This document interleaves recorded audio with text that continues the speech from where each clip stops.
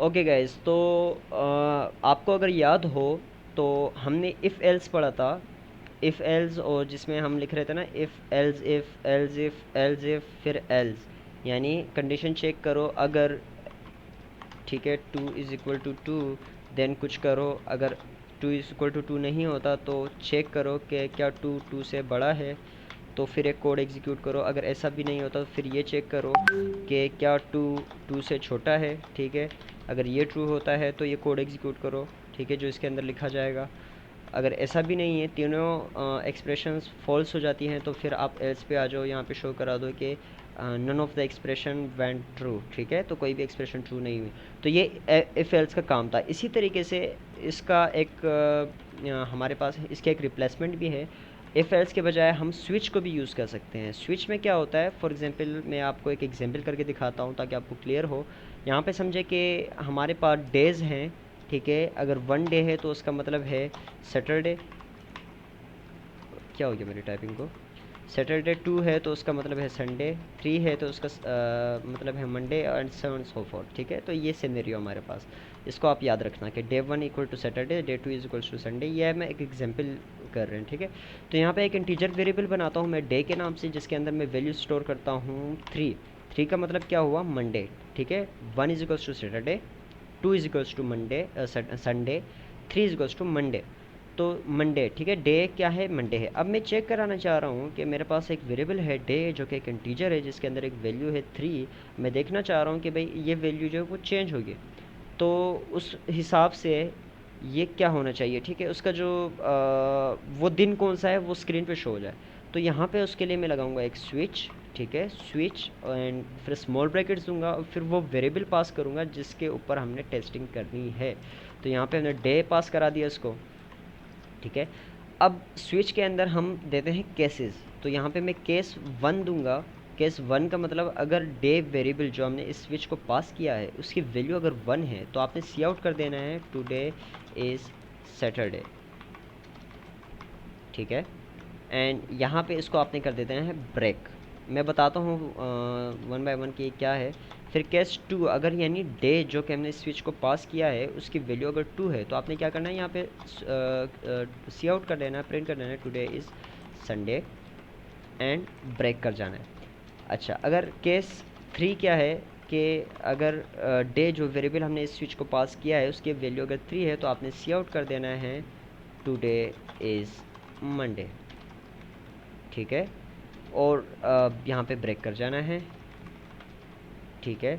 And default पे आपने check करना है कि अगर सी आउट अगर कोई भी मैच नहीं करते, यानी डे ना तो 1 है, ना तो 2 है, ना तो 3 है, तो यहाँ पे आपने शो करा देना है इनकरेक्ट वैल्यू। अब थोड़ा सा इसकी सिंटैक्स पे नज़र डालते हैं कि यहाँ पे हमने लिखा क्या।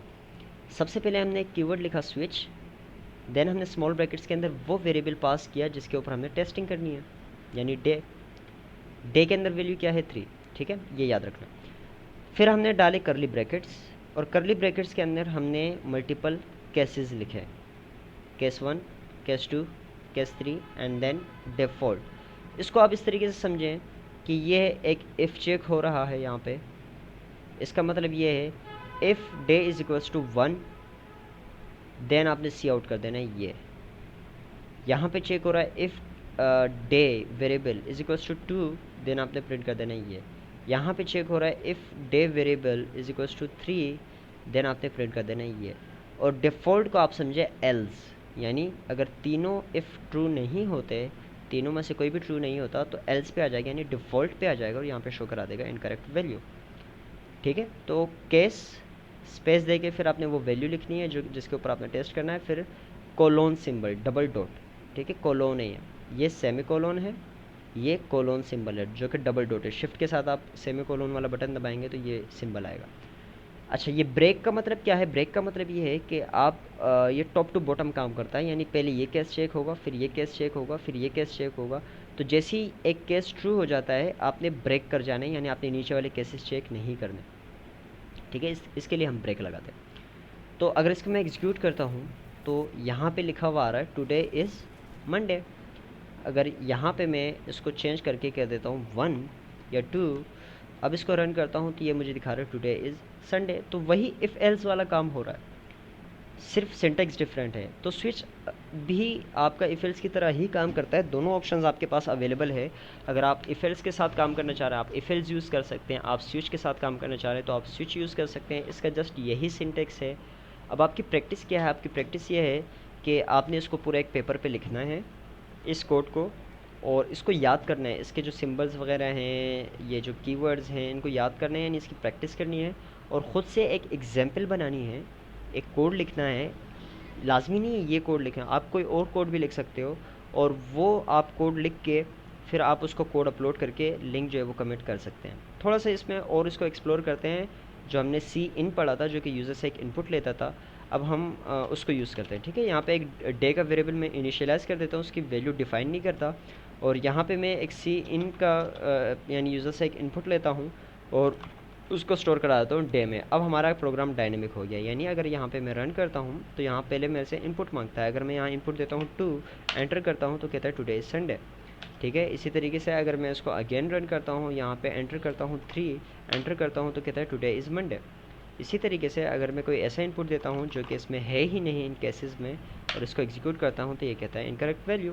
तो इस तरीके से आप जो है अपने डायनेमिक एंड इंटरेक्टिव प्रोग्राम्स बना सकते हैं। अपने आइडियाज़ आप लाएं, एक्सप्लोर करें, ख़ुद को, अपने माइंड को एक्सप्लोर करें, और आइडियाज़ ला के उसमें प्रोग्राम्स बनाएं, उसको अपलोड करें और हमारे साथ उसको शेयर करें। कमेंट में आके लिंक छोड़ें, हम देखेंगे, और जिसका प्रोग्राम अच्छा होगा नेक्स्ट सीरीज़ में हम उसको शाउट आउट भी देंगे। Thank you.